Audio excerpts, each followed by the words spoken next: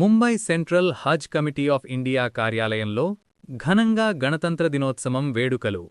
పాల్గొన్న Haj committee chairman Haji Janab Sheikh Hasan భాషా.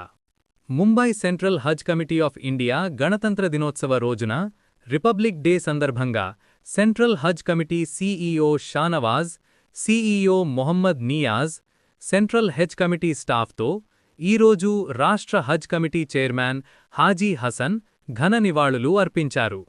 ఈ సందర్భంగా హసన్ భాషా ప్రజలకు రిపబ్లిక్ డే శుభాకాంక్షలు తెలిపారు.